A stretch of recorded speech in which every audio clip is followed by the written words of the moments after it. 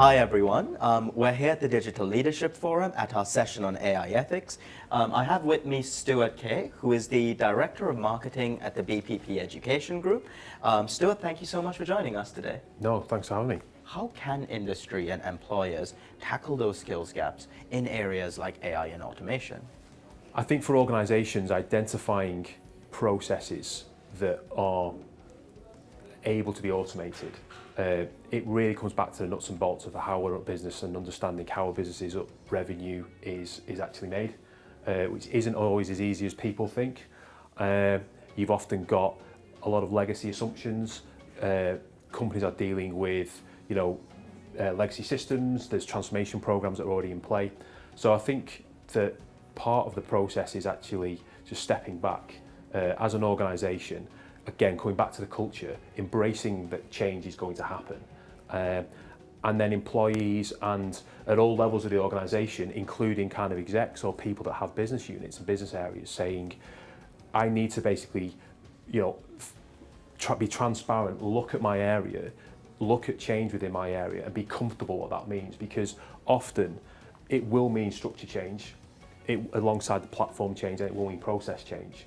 And I think that you've got to kind of go all in with this. You can't kind of do, a halfway. It may take you a while to go there, but you have to start with that ambition that this is an all-in process. I think without that, you won't get the full benefit. You may automate part of the process, but it won't be actually to the benefit that the impact that it could actually have.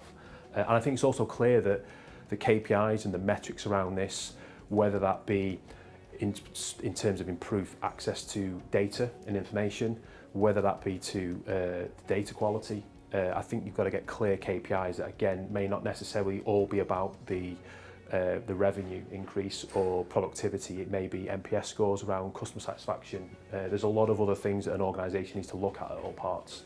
So it really is a huge undertaking. I think within that, I think it's that change management, that AI strategy, who in the business unit is actually running this? Have they a transformation team that is prioritising this? And then I think back to BPP and obviously training.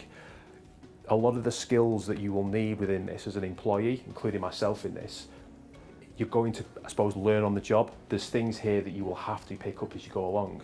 And I think as a training provider and as a company to address that, where you haven't got traditional roles where you can learn this, maybe like an accountant, it's the traditional role of an accountant.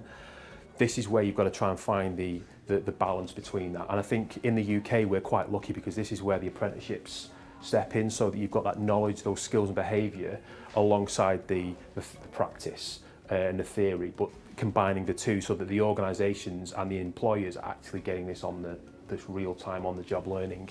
And that's really what we see with our clients, is helping design these programs against their priorities as an organisation, and then how do we measure impact back on that organisation with training, because people is at the heart of this. I think the culture and the values that drive an organisation, it then comes down to the people that drive the heart. And if you can liberate somebody from some of these tasks and change their role to a more pivotal role within the organisation, that's the real key. And I think that's why this is a boardroom issue. What do you believe some of the most exciting possibilities of AI and automation technology are?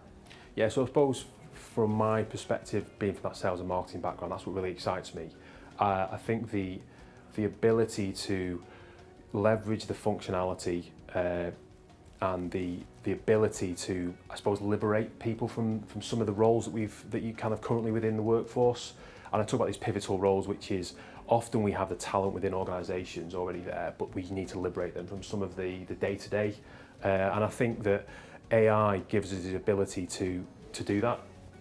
I think once we understand where to focus the energy and time within that work, that kind of that workflow planning, often you find that you've got pockets and pivotal roles within an organisation that can be truly transformational. So it isn't kind of the silver bullet or the thing that might be a headline grabber. It's often thing below the waterline, which is, I think, where the truly exciting areas of this technology are. And I think back on the organisation, that obviously translates itself into scale. It means that you can kind of maybe scale without increasing significant headcount. And from a customer experience point of view, it often means the speed of response, self-service, all those things that added together really improve that sentiment towards an organisation, which you could measure back then on an NPS score or like and scale or something similar. Well, thank you so much for your time today, Stuart. It's been great to have you at the Digital Leadership Forum, and look forward to seeing you again soon. No, thank you.